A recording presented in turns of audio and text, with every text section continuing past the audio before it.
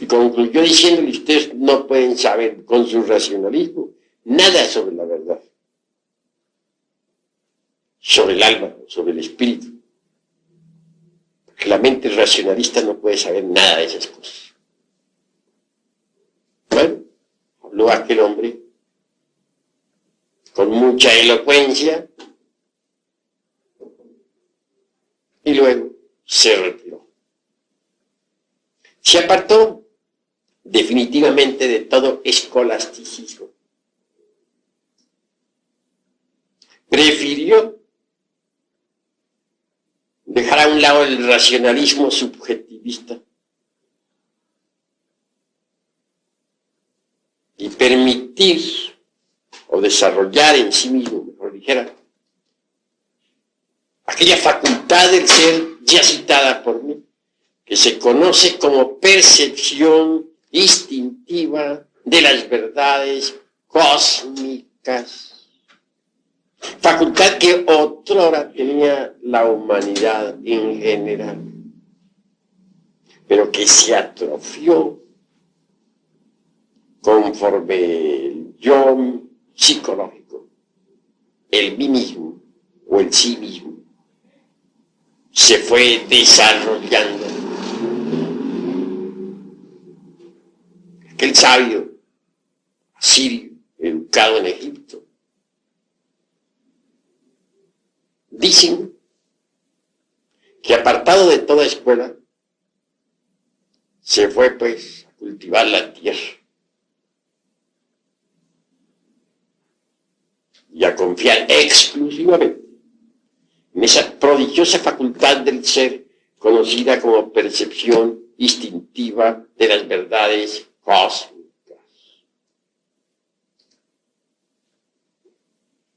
Pero vamos aún un poco más lejos.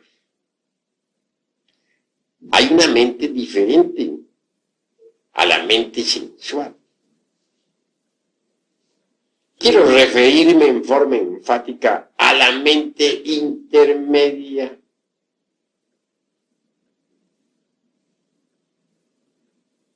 En esa mente intermedia encontramos las creencias religiosas de todo tipo. Obviamente los datos aportados por las religiones, al fin y al cabo, tienen cabida en la mente intermedia.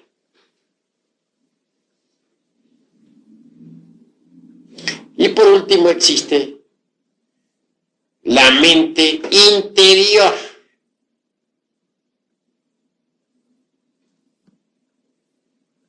Esto es algo que debemos esclarecer. La mente interior en sí misma y por sí misma funciona exclusivamente con los datos aportados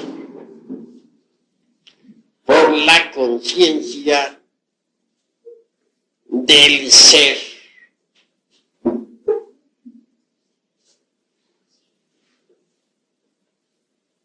La mente interior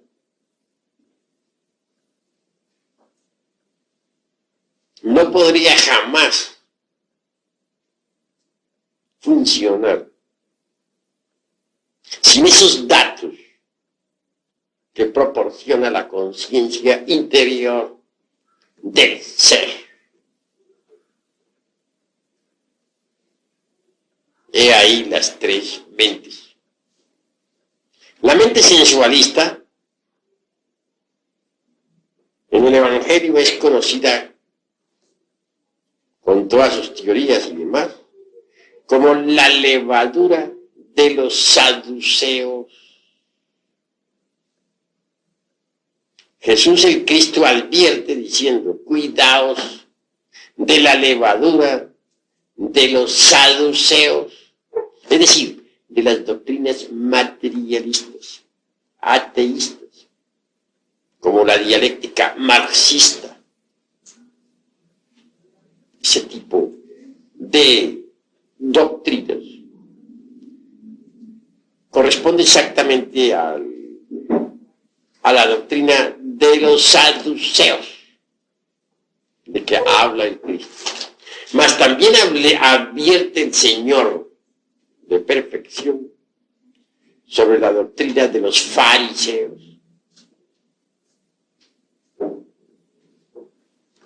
Esa doctrina de los fariseos corresponde a la mente intermedia.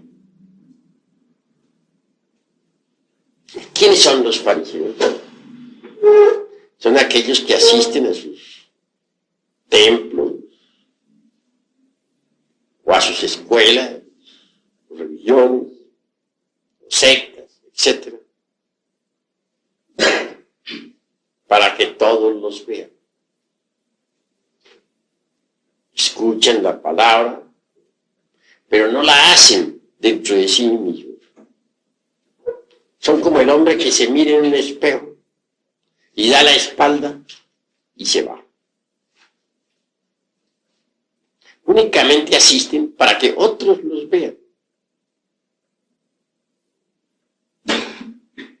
Pero nunca trabajan sobre sí mismos. Y eso es gravísimo. Tales gentes se contentan con las meras creencias. No les interesa la transformación íntima.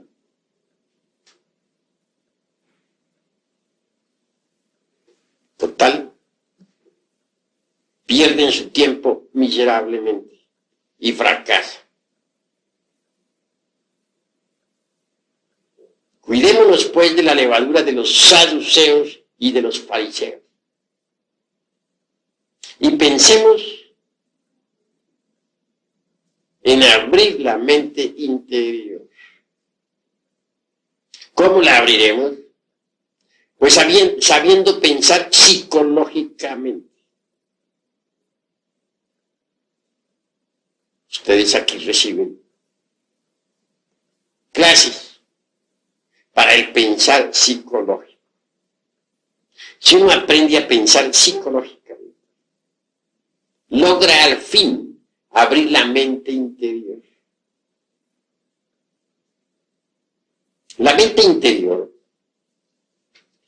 repito, funciona con los datos de la conciencia superlativa del ser.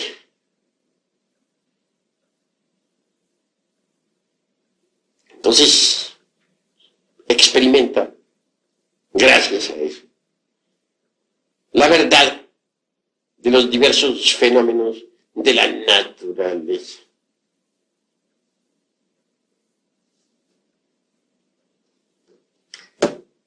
Con la mente interior abierta,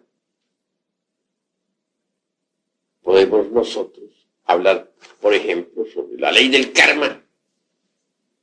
Ya no por lo que otros digan o dejen de decir, sino por experiencia directa. También con la mente interior abierta. Quedamos suficientemente preparados para hablar sobre la reencarnación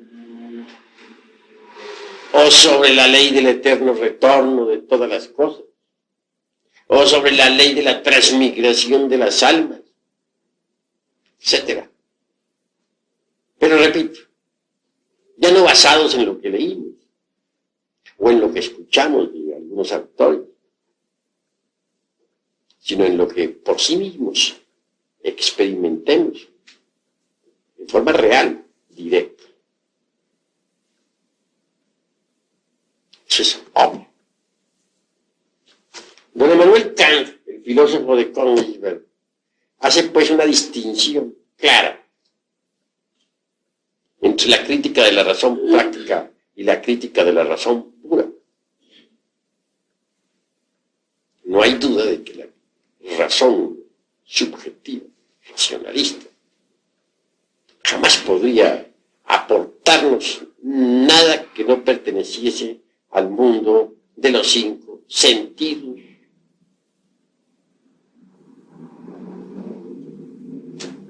El intelecto por sí mismo es racionalista y subjetivo. Si un intelectual oye hablar un tema sobre reencarnación, sobre karma, exigirá pruebas, demostraciones, como si la razón o como si las verdades que solo pueden ser percibidas por la mente interior pudiesen ser demostradas a la mente sensualista. Eso es exigir pruebas sobre eso en el mundo del sensorial externo. Equivale tanto como a exigirle a un bacteriólogo que estudie los microbios con el telescopio, o como exigirle a un astrónomo que estudie astronomía con un microscopio. Pruebas se exige, pero las pruebas no se las puede dar a la razón subjetiva, porque la razón subjetiva o sensualista no tiene que ver nada con aquello que no pertenezca al mundo de los 5 sentidos. Y temas como el de la reencarnación, el karma, la vida post-mortem, etc., son de hecho exclusividad de la mente interior, jamás de la mente sensual. A la mente interior sí se le puede demostrar, pero ante todo se exige del candidato a una demostración que haya abierto su mente interior. Si no la ha abierto, ¿cómo haríamos para hacerle una demostración de ese tipo?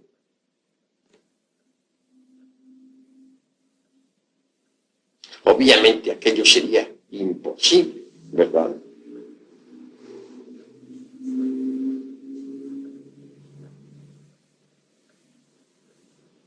Visto esto con claridad, conviene que ahondemos ahora un poco en la cuestión de facultades. El intelecto por sí mismo es una de las facultades más toscas en los niveles del ser. Si queremos volver todo intelecto, jamás llegaremos a la aprehensión de las verdades cósmicas. Indubitablemente,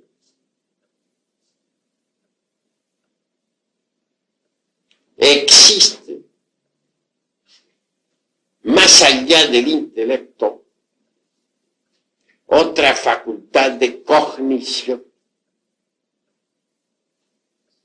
Quiero referirme esta vez en forma enfática a la imaginación.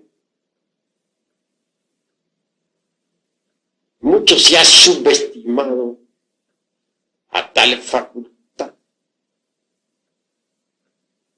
Algunos hasta la denominan despectivamente con el título de la loca de la casa.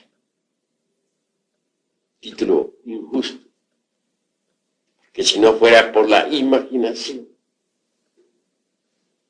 no tendríamos esta grabadora, no existiría el automóvil, no existiría el ferrocarril, etc. El sabio que quiere hacer un invento deberá primero imaginárselo, luego plasmar su invento en el papel. El arquitecto que quiere hacer una casa